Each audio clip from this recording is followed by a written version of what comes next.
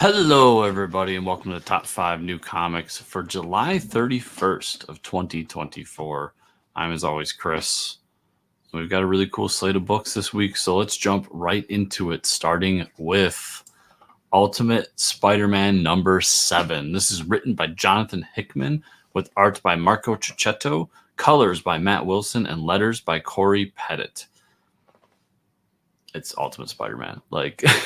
It's been a really cool series. I like what Hickman and Checchetto are doing here. Getting into the relationship between Harry and Peter, being Green Goblin, Spider-Man, all these new things. We got a new story arc, so it's a great jumping on point for people. And just digging deeper into who Peter is in this new universe and what he's doing, growing into the role of Spider-Man as a middle-aged man as opposed to a teenage boy. There's just a lot of good things going on with this book, and I've just really enjoyed pretty much everything the Ultimate Universe has done since it's been rebranded or rebirthed, let's say. It's just all around a great series, and I can't help but recommend it at every chance. So, Ultimate Spider-Man number 7. Pick it up. After that, we've got Blood Hunt number 5. This is written by Jed MacKay, with art by Pepe Larraz and colors by Marte Garcia. So this is the conclusion to Blood Hunt, the final issue. So probably not the greatest point to jump onto, but this is the big battle. What's going on with Blade? How does he come out of this? How does Moon Knight's resurrection tie into all this? Like, what's going on here? I've really enjoyed this series. I think it's a ton of fun. I mean, I'll say it, like, I've always been a big vampire fan as well. So, like, you've got Marvel stuff. You've got a lot of vampire stuff. You've got Blade, who's a character I really enjoy. Dracula shows up. There's just a lot of elements that fit my taste very well. But even that aside, I just have enjoyed what Jed MacKay is doing inside of Marvel. Like, how this ties in with Moon Knight is very interesting. A lot of the stuff Marvel's doing recently with these characters, Jed doing the Avengers book has been really cool. I like his side story there.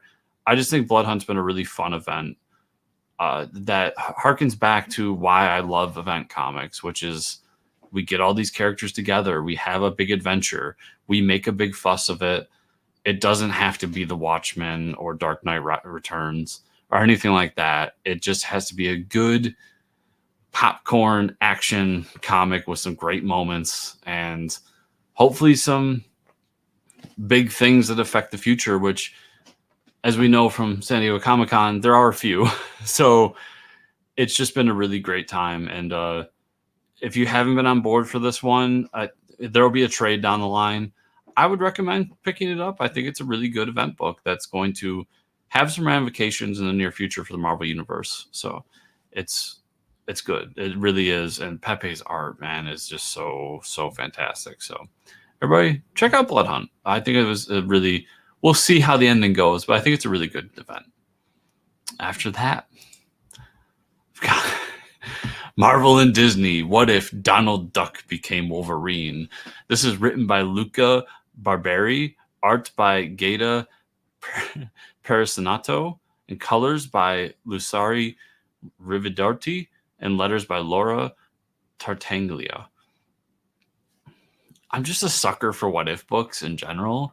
And I like these like goofy what if books that Marvel's been announcing where it's like, yeah, what if Donald Duck became Wolverine? It's probably dumb. It's probably going to be popcorn, 5-minute read, but I just think it's going to be a good time. And at the end of the day, I want more of that in my life. I want more just good times. More, not everything has to be super serious. Not everything has to be the most groundbreaking comic of all time. We can just have fun with stuff. And I think this book looks like a ton of fun. Just the cover alone just makes me laugh whenever I look at it. I like that. I'm interested to see behind the scenes why Marvel is doing some Disney stuff and not others, but I just like what they're doing with the Disney stuff when they have it. So all in all, just it seems like it's going to be fun. And if you've watched any of the podcasts I've been on or any of the videos I've done, you know that the word fun is very important to me in comics and in general. Like, we just need more of it. So yeah, it looks like a good book, and I'm happy to pick it up and check it out. After that, we've got Super Pets Special, Bitedentity Crisis #1. This is written by Kyle Starks, Alex Quasarano, Dan Waters, and Tony Fleecs, with art by Kyle Starks, Christopher Mittens, Mike Norton, and PJ Holden, with some other creators in there as well, including a former DC editor. But I just think DC does a fantastic job of doing these anthology books. I really like the Super Pets. I really like the Pet Avengers, that kind of stuff. It just always tickles me in a good way to see these animal characters getting their time in the spotlight, if you will. We recently interviewed Kyle Starks for the podcast, and I'll say he showed me some pages, and I'm really excited for his story and what he's doing. And even without that, I would have been here for this book. It just seems like a cool, fun anthology book. And to poke fun at Crisis, DC's just always had a good sense of humor about their characters and their stuff, even though all their stuff is taken very seriously and very dark and gritty at times. And these are the types of things they do. They always do a Halloween book. They always do a Christmas book. I've seen them do Valentine's Day books. I just love when they do these books because it shows, back to that word, fun. It shows that they're willing to have fun with their IP and their characters. And as I said before, more of that, please. So this looks like a good time. And let's end with Silicon Bandits #3. This is written by Jason Starr with art by Dalibor Talajic. So if you've paid attention to my Substack at all, I've been reviewing Silicon Bandits. And my review for Silicon Bandits #3 will be up this week as well. I've not read it as of this recording.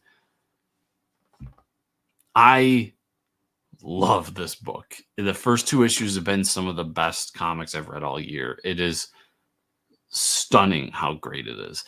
Magma has come out of the gate huge with their books, and I love what their lineup is looking like into the near future. This book is going to be one of those books I'm talking about at the end of the year, as long as it keeps up what it's doing. A cool crime heist book, cyberpunk future. We're talking about androids and AI and that kind of stuff. It just hits all these great themes that not only do I like, but I think are important for all of us to be talking about in the AI cyborg realm with what our future is looking like. It's just all around a really great book with some great twists. Like, it's a heist book, so it hits all those heist moments you expect it to hit, but the way it subverts those moments are what make it so good. And the way it builds its world is what makes it so good.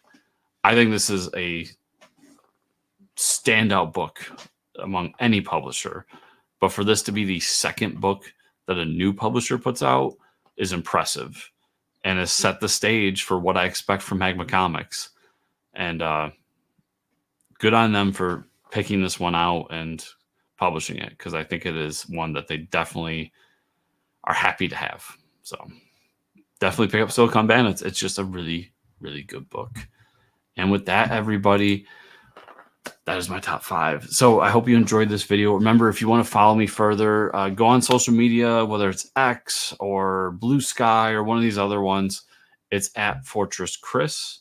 You can also go to chriscomicscorner.substack.com, where I do all my reviews, my retro reread series, and my crowdfunding spotlight, where I spotlight a crowdfunding book that I think you all should check out.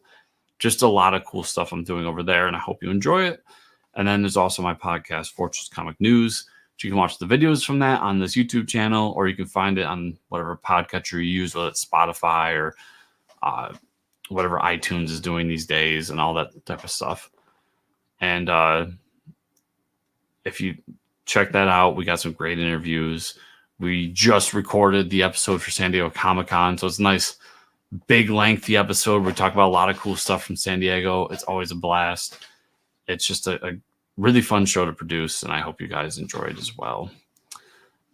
But as for this video, that is all I have for you this week. So thank you all so much for watching this week, and I'll see y'all here next week.